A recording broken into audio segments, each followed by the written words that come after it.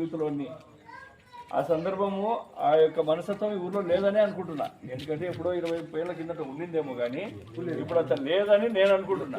కాకపోతే మాట్లాడడం అయితే ఇంకా ఇట్లా గట్టిగా మాట్లాడకపోతే ఒకరిద్దరే నాకు ఆ ఒకరిద్దరికి కూడా చేరాలి కదా విషయము. చిన్న పొలిటికల్ ఇష్యూ వచ్చి చేతితో కొట్టుకునే కూడా ఫినాన్షియల్ కడతాను. నేను ముందే చెప్తాను. ఫినాన్షియల్ అంటే రిమాండ్ పోవాల్సి, ఖచ్చితంగా రిమాండ్ పంపుతా. ఎంతవరకునే ఏదో మా పిల్లాన్ని తిట్టాడని, లేకపోతే పొలం పంచాయతీ అని, ఇంకొక పంచాయతీ అని వాదులు అన్నా, గొడవ పడినా, ఏదో తాగినప్పుడు గొడవ పడినా పట్టించుకోం. కానీ పొలిటికల్ ఇష్యూ వీడు టీడీపీ నా కొడుకు, వీడు వైసీపీ నా కొడుకు, లేకపోతే శాంతి భద్రతలకు ఇబ్బంది లేకుండా ఏ విధంగా నడుపుకోవాలనే విషయం చర్చించడం గురించి ప్రజలతో అందరికీ మాట్లాడడం, అవేర్నెస్ అవగాహన కల్పించడం కోసం ఇక్కడికి వచ్చినాం. మనకు 5 ఏళ్ళకి ఒకసారి ఎలక్షన్స్ వస్తూ ఉంటాయి, పోతూ ఉంటాయి. అయితే మనం అందరం కూడా గ్రామంలోనే పర్మనెంట్గా ఉంటాం.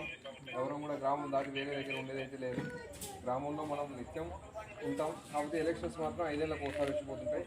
అట్లాంటి ఎలక్షన్స్ గొడవలు, సమస్యలు, మాట పట్టింపులు, తగాదాలు లేకుండా ప్రశాంతంగా గడిపించుకోవాలనే ఉద్దేశంతో అందరికీ చెప్పాలనే ఉద్దేశంతో రావడం జరిగింది.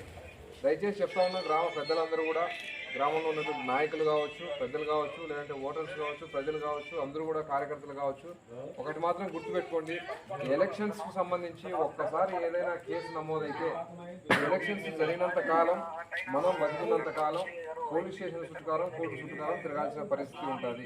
నేను ఎందుకు చెప్తా ఉన్నానంటే, నేను ఇప్పుడు ఇది 3వ ఎలక్షన్ చేయబట్టి ప్రతి ఎలక్షన్స్కు మేము ఏం చేస్తామంటే, గతంలో ఏదైనా ఎలక్షన్స్కు ఎవరైతే గొడవ పెట్టుకుంటారో వాళ్ళందరినీ పిలిపించడం, పోలీస్ స్టేషన్లో బైండ్ ఓవరు, కౌన్సిలింగ్, అవసరం అనుకుంటే ఎలక్షన్ రోజు వాళ్ళని తీసుకుపోయి స్టేషన్లో కూర్చోబెట్టి ఓటు వేయించి తర్వాత మళ్ళీ పంపించే ఏర్పాటు జరుగుతుంది అనమాట. ఇట్లాంటి సమస్యలు ఉండకూడదనే ఉద్దేశంతో ముందుగానే అందరికీ కూడా చెప్పడం జరుగుతూ ఉంది. ఒక్కొక్కసారి ఏమంటారంటే, సార్ వాడు తప్పు చేసినాడు కదా మేము చేస్తామనే రకంగా మాట్లాడుతూ ఉంటారు. అట్లా ఉండకూడదు. వాడు తప్పు చేసినాడు, వాడిని సర్ది చెప్పేకి, లేదంటే వాడిని అక్కడ నుంచి ఎల్లగొట్టేకి పోయిన మాత్రం పరిష్కరించాడు కాబట్టి వాడు ఆడ కూర్చున్నాడు కాబట్టి మేము ఇక్కడ కూర్చుంటాం. ఇట్లాంటి దయచేసి పెట్టుకోవద్దండి. ఎందుకంటే గ్రామంలో అంతా కూడా ఒకరికొకరు బంధుత్వమే ఉంటారు. ఒకరికొకరికి ప్రతి కులంలో ఒకరికొకరు బంధుత్వమే ఉంటారు. బంధుత్వంలో ఒకరు ఒక పార్టీకి సపోర్ట్ చేస్తారు, ఇంకొకరు ఒక పార్టీకి సపోర్ట్ చేస్తారు. లాస్ట్ ఏమో బంధుత్వం అంతా ఒకటే. దయచేసి ఎవరు కూడా గొడవ జోడికి పోవద్దండి. ఎలక్షన్స్లో ముఖ్యంగా మనకు బూత్ ఇక్కడే ఉంది. ఆ రోడ్డు ఎక్కడ పోతుందో మరి స్కూల్ కాడికి, ఆ స్కూల్ దగ్గర బూత్ ఉంది. ఎలక్షన్స్ రోజు 7 గంటలకు ఎలక్షన్ స్టార్ట్ అయితే సాయంత్రం 5 గంటలకు 6 గంటలకు క్లోజ్ అవుతాయి. ఆ టైం వరకు కూడా మీరు ఓటు వేసుకోవాలా, మీ ఇళ్ళల్లో కూర్చోవాలా. తర్వాత వేరే వాళ్ళు ఎవరు కూడా, మన కొత్త వాళ్ళు ఎవరు మన ఇళ్ళల్లో ఉండకూడదు. కొత్త వాళ్ళు అంటే మన ఊరుకు సంబంధించిన వాళ్ళు అయినప్పటికీ కూడా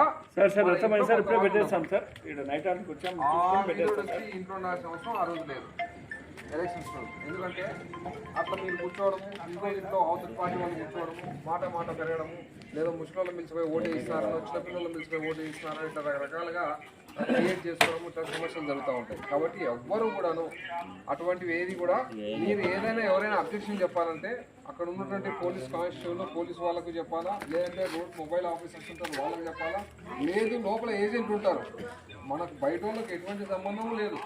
లోపల ఏజెంట్ ఉంటారు, వాళ్ళు చూసుకుంటారు. వాళ్ళు ఏజెంట్ కూడా ఒకరికొకరు మాట్లాడాల్సిన అవసరం లేదు. ఇప్పుడు 4 ఏజెంట్లు ఉన్నాం, నాకు ఏదైనా అబ్జెక్షన్ ఉంది, నాకు అబ్జెక్షన్ ఉన్నప్పుడు ఈయనతో నేను మాట్లాడాల్సిన అవసరం లేదు. అక్కడ ఉన్నటువంటి పోలింగ్ ఆఫీసర్ ఉంటాడు, ఆయనతో మాట్లాడాలి. సార్ ఇది ఇప్పుడు వచ్చినది పరిస్థితి ఇది, ఈయన కాదు ఓటరు, లేదంటే ఈయన ఆల్రెడీ వేసిపోయినాడు, లేదంటే ఈయన వల్ల సమస్య ఇది అని చెప్పి మనము ఆయన పోలింగ్ ఆఫీసర్కి చెప్పాలి. కానీ ఈయనతో తగులాడకూడదు. వద్దు. ఈ గొడవలు, కక్షలు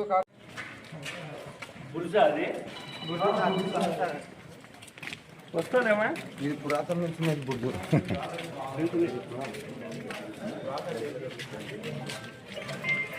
ఏమా బాగున్నావా?